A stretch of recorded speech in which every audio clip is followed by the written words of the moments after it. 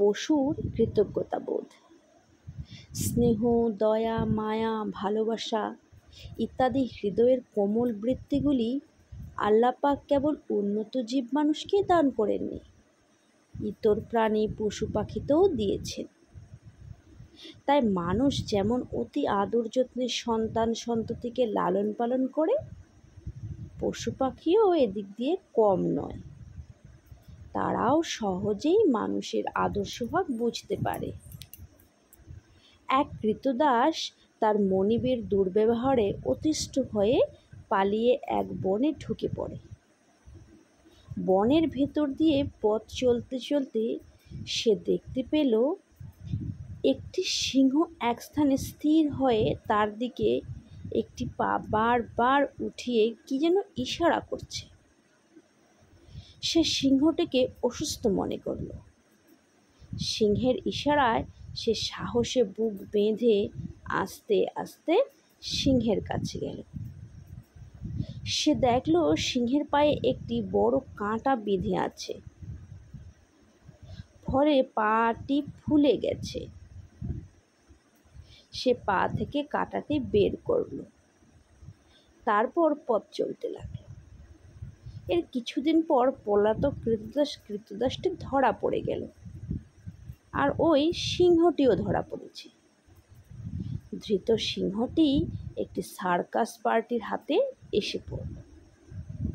যে শহর থেকে লোকটি পালিয়েছিল, সার্কাস পার্টি ওই শহরে এলো সার্কাস দেখাতে। শহরের বিচারক মণ্ডলী পলাতকের অপরাধের শাস্তি হিসেবে ওই সিংহকে দিয়ে তাকে ভক্ষণ করানো স্থির করল। তাহলে এটি একটি দৃষ্টান্ত হবে, যাতে আর কোনো কৃতদাস এভাবে পালিয়ে না যায়। বিচার ব্যবস্থা নির্মম মনে হলেও সে যুগে সেটি মোটেই নির্মম ছিল না।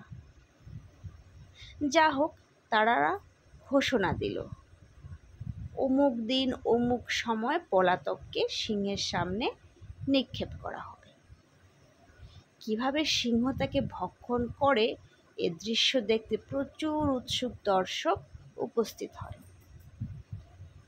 চারিদিকে লোকে লোকারণ্য, মাঝখানে পলাতক লোকটি। এখন সিংহটিকে শেকড় লাগিয়ে খাঁচা থেকে ছেড়ে দেওয়া হলো।